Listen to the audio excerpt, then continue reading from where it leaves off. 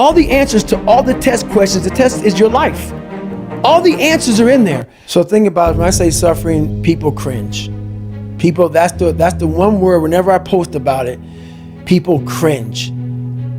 It's not about suffering and how people may look at suffering. Like you have to just go to a place that just every day of your life is suffering. You have to tap into suffering every day of your life because we have so much scarring that we have to clean up. You have to look at suffering as almost like I look at failure. To succeed, you must fail. In failure and in suffering, all the answers are in there. All the answers to all the test questions. The test is your life. All the answers are in there. You don't have to live in suffering and pain and failure all the time. You have to learn, I need to visit it. Like people hate working out. You're only gonna visit working out maybe an hour a day. 23 other hours of the day, you're not in it.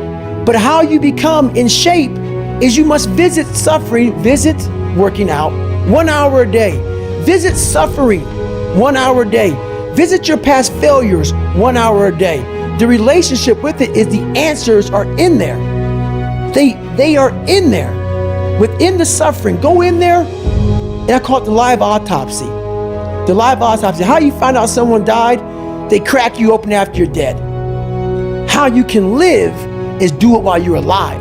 Go back in your brain, crack it open while you're alive. Don't wait until you're fucking dead to figure out why you died. Do it while you are living.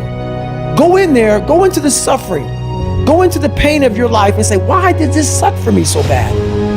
Why am I afraid of all this stuff? Why have I shut down the whole world?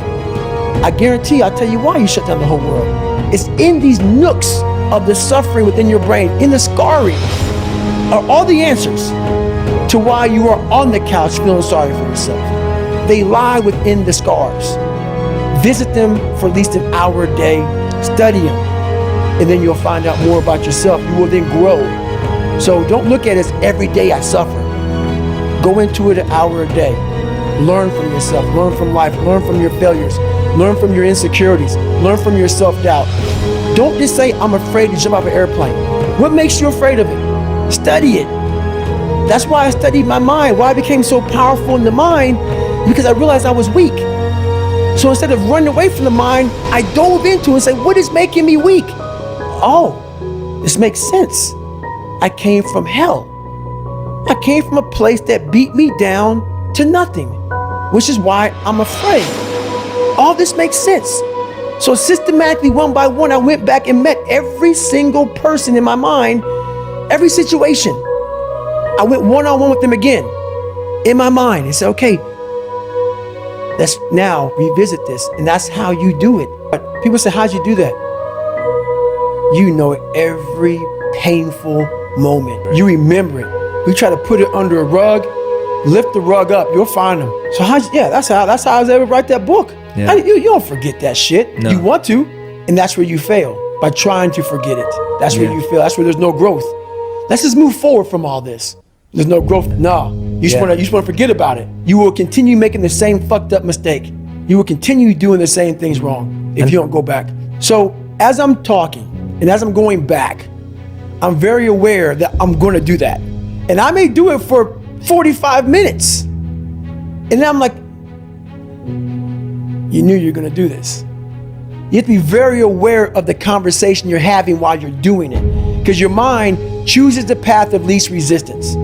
Your mind has the ultimate tactical advantage over you. It knows what scars you.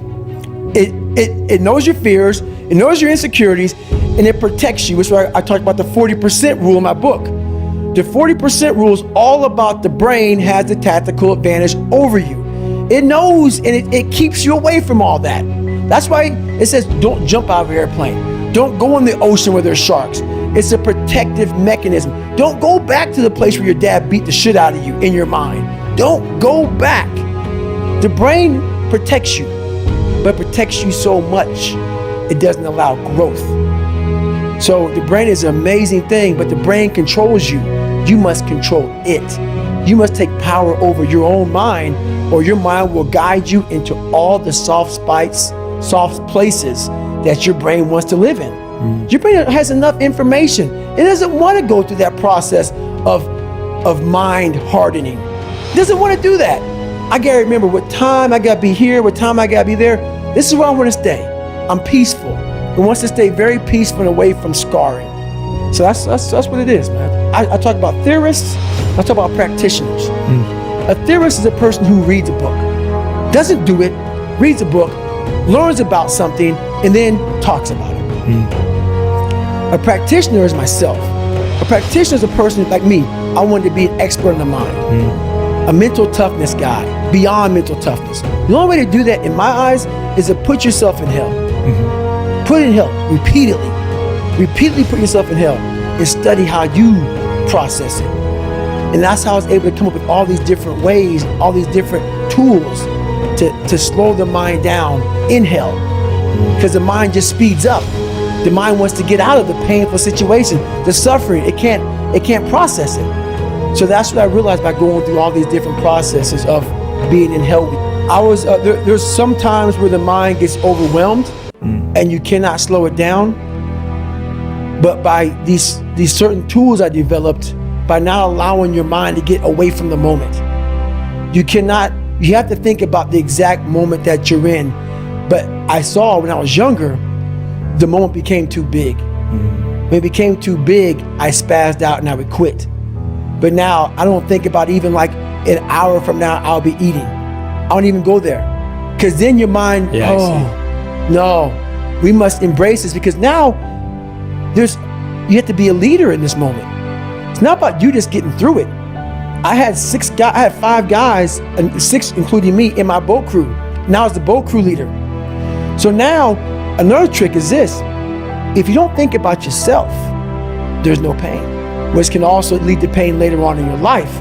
But in these moments when you're struggling, if you are a true leader and you're worried about your men or women beside you, your mind doesn't care how cold you are anymore. Your mind's only worried about taking care of the men and women beside you. So I started realizing, man, if I take care of these cats to my left and my right in the worst moments, my mind is no longer thinking about, you're miserable, David Goggins, get the hell out of here. You're thinking about, how was John? How was Andy? How was Sam? How was Pete? Hey, how you guys doing? You're not thinking about me. So there's so many things you can do to get outside your own head to then allow your body to just be like, hey, we're just a machine. But you have to let your mind be able to process all these different tactics to do that. Take a different vantage point in life. When you are in the hell, you can't see the beauty of being in it when you're in it. Get on top of that mountaintop in your mind. Get on top of that mountaintop and look down on what you're doing. You can see a whole different world, and that world is beautiful. But you gotta get a different vantage point in the suck. Don't be in it. Spiritually, get out of it. Get that soul. Look down on what you're doing. Be amazed by the process of where you're at now and where you came from.